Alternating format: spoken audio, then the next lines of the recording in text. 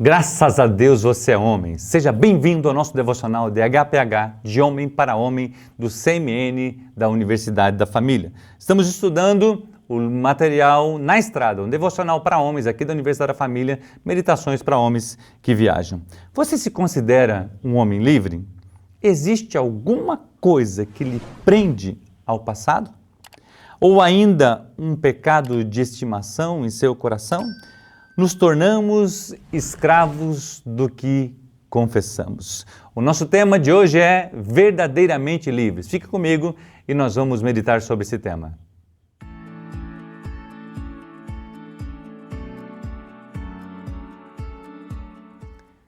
João capítulo 8, versículo 31 a 36, a Bíblia nos diz: Disse Jesus aos judeus que haviam crido nele: Se vocês permanecerem firmes na minha palavra, verdadeiramente serão meus discípulos, e conhecerão a verdade, e a verdade os libertará.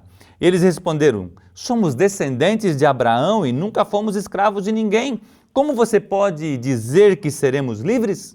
Jesus respondeu-lhes: Digo-lhes a verdade, todo aquele que vive pecando é escravo do pecado. O escravo não tem lugar permanente na família, mas o filho pertence a ela para sempre. Portanto, se o filho os libertar, vocês de fato serão livres. Uau, eu gosto muito desse texto. Mike Platter compartilha nesse devocional sobre a visita que fez a cerca de 160 quilômetros de Atenas, na cidade de Delfos. Era considerada pelos pagãos como cidade abençoada pelos deuses, especialmente o famoso oráculo de Delfos. Poderia ser procurado devido ao seu conhecimento do futuro e as suas respostas eram dadas por um preço. Enquanto Mike fazia uma visita como turista nesse local, observou em um muro que tinha mais de 1000 nomes escritos de escravos que tinham sido libertos. Estava escrito nesse muro. Conhecido como Muro da Libertação dos Escravos, o nome técnico era manumissão. Para ter o seu nome escrito naquele muro, certo? O escravo deveria pagar um preço a este falso deus Delfos, assim teria o nome escrito e estava livre da escravidão. E quando esse escravo que tinha conquistado isso levava a sua família para visitar esse local, ele mostrava o seu nome no muro e falava com muito orgulho: Este foi o dia que tornei-me livre e tornei livre também a minha família. Então aquilo trazia muito regozijo para essas pessoas, embora tudo isso era falso. Interessante, não é? É um preço pago para que o escravo se tornasse livre. Podemos traçar aqui um paralelo, pois éramos escravos e o preço precisava ser pago para que eu e você pudéssemos nos tornar livres. Deus, em seu infinito amor, enviou o seu Filho para pagar esse preço. É o verdadeiro sacrifício. Ele foi morto, mas ao terceiro dia ressuscitou e ele toma do diabo a chave do inferno e da morte. E todos aqueles que confessam o Senhor Jesus como Senhor e Salvador, reconhecem Ele como Filho, são livres da escravidão do pecado. Uau! Vamos voltar ao texto? Se vocês permanecerem firmes na minha palavra. Eu queria trazer essa atenção para você nessa questão de sermos firmes. Cremos em Cristo e somos livres para servi-los de todo o nosso coração, mas não livres para pecar.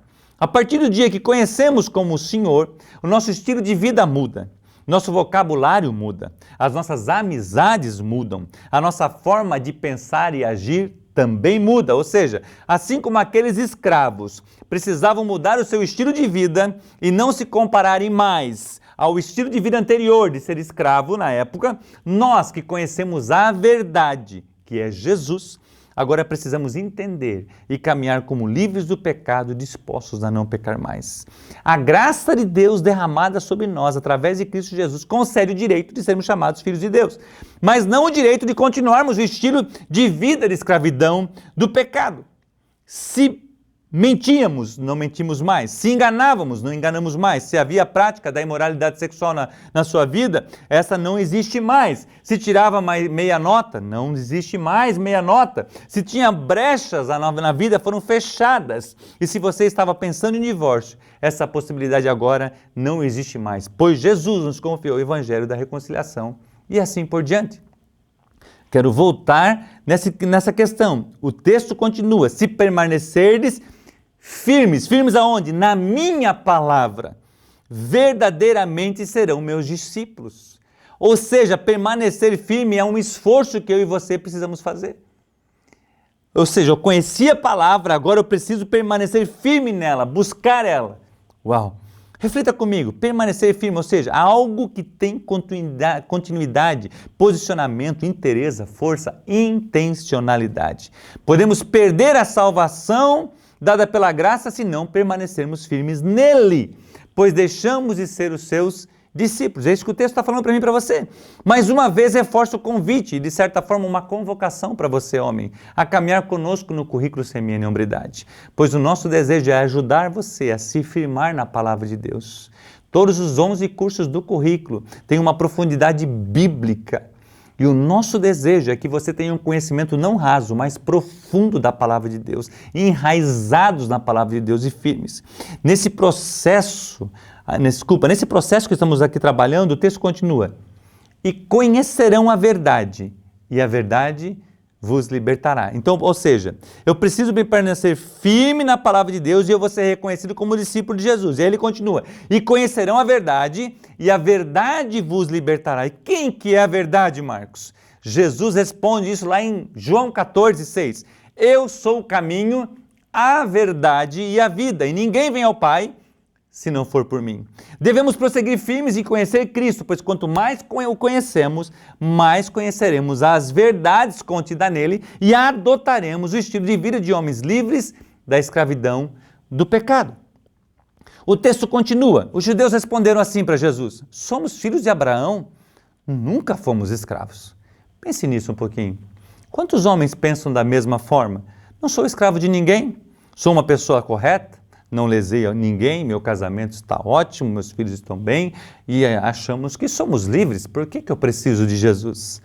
Gálatas 5:13 fala de alguns pecados que atormentam e acompanham e querem tirar-nos nós de Deus. Irmãos, vocês foram chamados para a liberdade, mas não usem a liberdade para dar ocasião à vontade da carne.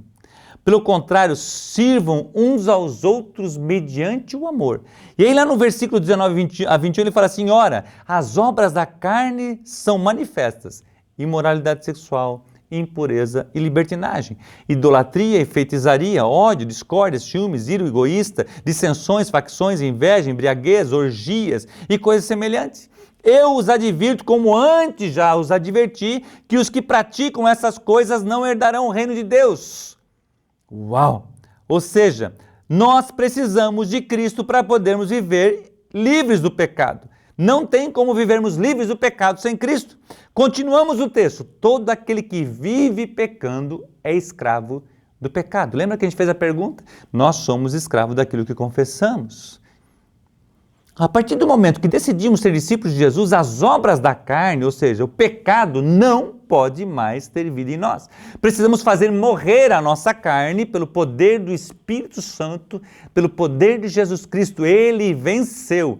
Ele é o verdadeiro sacrifício. Aquela história que o autor aqui compartilha era um Deus falso. E o nome daqueles escravos escrito no muro não dava a verdadeira liberdade. Mas a partir do momento que eu e você recebemos Jesus como Senhor e Salvador, o nosso nome também está escrito, não mais no muro, mas no livro da vida e do Cordeiro, onde nós teremos o direito de vivermos a eternidade com Cristo na glória.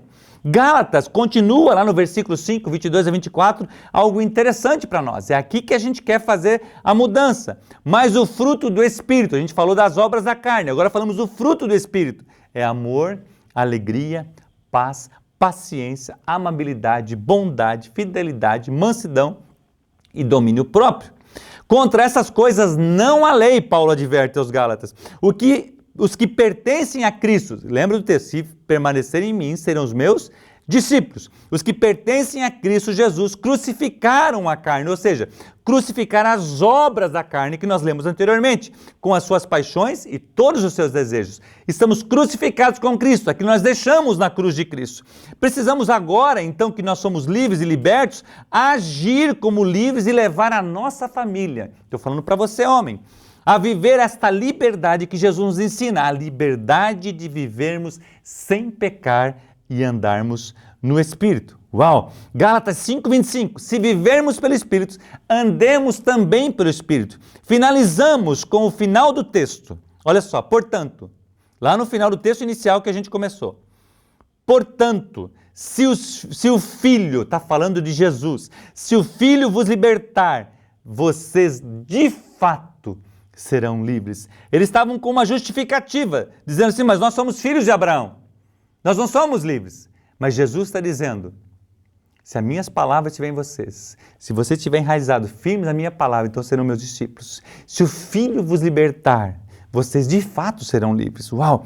Que alegria em saber que podemos viver neste mundo sem pecar pelo poder de Jesus Cristo e da sua graça, que nos capacita a viver sem pecar. Glórias a Jesus por isso. Receba esta palavra em seu coração, abandone a vida de escravidão de pecado e viva pelo poder da graça de Jesus sem pecar e leve a sua família a ser livre também. Você é o homem, você é o sacerdote da casa, é a sua decisão em ser discípulos de Jesus e influencia a sua família de forma direta. Portanto, se permanecerem firmes na minha palavra, serão meus discípulos. Finalizo esse devocional dizendo, Jesus veio à terra para edificar a sua igreja e as portas do inferno não prevalecerão contra ela. João escreve às 7 igrejas. O escritor aos Hebreus fala da importância de congregar. Então, não se deixe enganar. Viver com Jesus sem fazer parte de uma igreja evangélica, congregando e caminhando nela, poderá levar a você a se tornar um escravo novamente do pecado. É muito sutil. Lembra da semente? O vermezinho vai entrando, o parasita vai entrando e vai contaminando sem perceber e pode levar à morte. Lembra de Sansão? Ele levantou de volta, mas ele não percebeu que o Espírito de Deus tinha te retirado dele. Não deixe, eu quero te pedir em nome de Jesus, homem, não deixe de congregar, leve a sua família a congregar com vocês, sejam ativos nessa igreja, levando outros homens a serem semelhantes a Cristo. Porque hombridade e semelhança a Cristo são sinônimos. Graças a Deus, você é este homem. O nosso próximo devocional terá o tema, Encontrando o Meu Caminho. Nós somos CMN, nós resgatamos homens, nós resgatamos famílias. Que Deus te abençoe e um grande abraço.